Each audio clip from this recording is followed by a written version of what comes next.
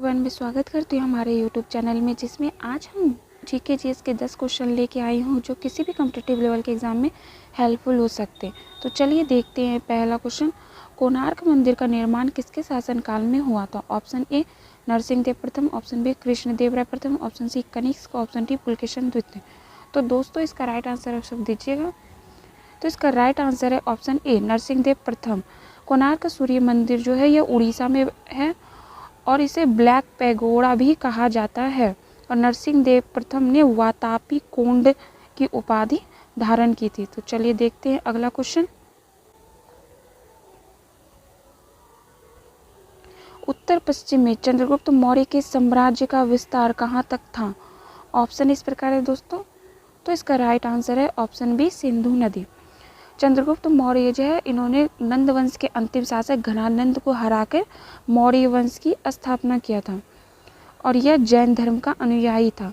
305 ईसा पूर्व जिसे बीसी कहते हैं, इन्होंने सिकंदर के सेनापति सेल्यूकस निकोटर को हराया और उनकी पुत्री से शादी भी किया था।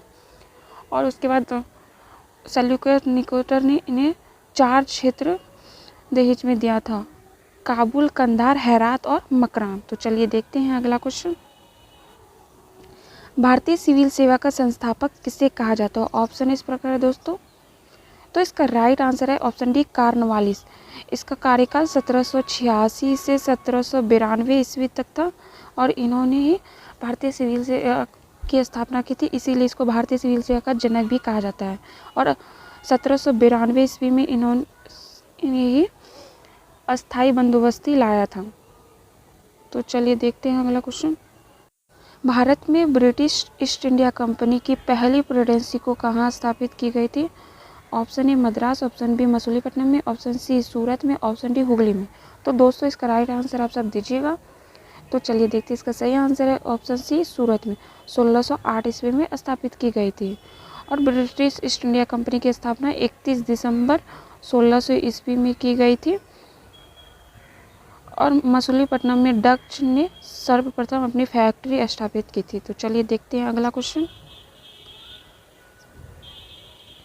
ग्रहों की गति का नियम किसने दिया? ऑप्शन इस प्रकार है। तो चलिए देखते हैं। इसका सही आंसर है ऑप्शन सी केपलर ने।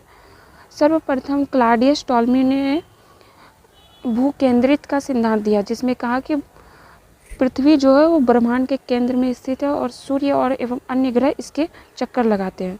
उसके बाद कॉपरनिकस आए और उन्होंने सूर्य केंद्रित सिद्धांत दिया, जिसमें उन्होंने बताया सूर्य ब्रह्मांड के केंद्र में है। और केपलर ने ग्रहों की गति का नियम बताया। तो चलिए देखते हैं अगला क्वेश्चन। किसे फॉरेस्ट मैन ऑफ इंडिया कहा जाता है? ऑप्शन इस प्रकार है दोस्तों। तो इसका राइट आंसर है ऑप्शन डी यादव मोलाई पाए। ये असम के पर्यावरणविद हैं और इन्होंने ब्रह्मपुत्र नदी पर एक सैंड बार में एक पौधा लगाया और वहाँ पे एक पूरा जंगल इन्होंने बसाया, इसीलिए इसे फॉरेस्ट मैन ऑफ इंडिया कहा जाता है। और राजेंद्र सिंह को इनको वाटरमैन ऑफ इंडिया कहा जाता है और सलीम अली को बर्ड मैन ऑफ इंडिया कहा जाता है। तो चलिए देखते हैं अगला क्वेश्चन। अगला क्वेश्चन है, महासागरों और सागरों में उठने वाला ज्वार भाटा के लिए उत्तरदायी कारक है। ऑप्शन इस प्रकार है दोस्तों।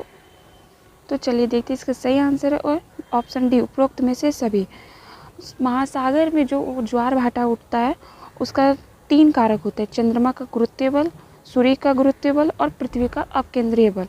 पर सूर्य की तुलना में चंद्रमा का गुरुत्वीय बल ज़्यादा शक्तिशाली होता है। तो चलिए देखते हैं अगला क्वेश्चन। संविधान का कौन सा अनुच्छेद संसद को संविधान में संशोधन की अनुमति प्रदान करता है? ऑप्शन इस प्रकार है दोस्तों। तो इसका राइट आंसर है ऑप्शन बी अनुच्छेद 368।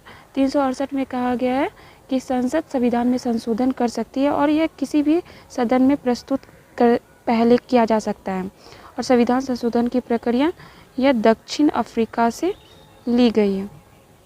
तो चलिए देखते हैं अगला क्वेश्चन। भारत के उच्चतम न्यायालय में पहली महिला न्यायाधीश कौन थी? ऑप्शन इस प्रकार है। तो इसका राइट आंसर है ऑप्शन बी फातिमा बीवी। यह उच्चतम न्यायालय की पहली महिला न्यायाधीश थी और लीला सेठ यह उच्च न्यायालय की पहली महिला न्यायाधीश थी। और विजया लक्ष्मी पंडित यह संयुक्त राष्ट्र संघ में पहली महिला अध्यक्ष बनी थी। और एनी बेसेंट यह भारतीय राष्ट्रीय कांग्रेस की पहली महिला अध्यक्ष थी। तो चलिए देखते हैं अगला क्वेश्चन। संसदीय व्यवहार में शून्यकाल भारत में कब शुरू हुआ था? Option A 1952, option B 1962, option C 1972, option D 1983। तो दोस्तों इसका राइट आंसर आप सब दीजिएगा। तो इसका राइट आंसर है ऑप्शन बी 1962।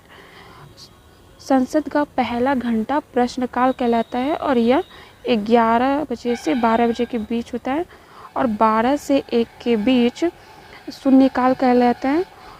और अब वर्तमान में शून्यकाल 1 बजे से 2 बजे के बीच होता है। और शून्यकाल यह किसी भी संविधान में नहीं है, यह सबसे पहले भारत के संविधान में लागू किया गया था। थैंक यू दोस्तों, आपको हमारा वीडियो कैसा लगा कमेंट में बताइएगा और हमारे चैनल को लाइक एंड सब्सक्राइब करिए।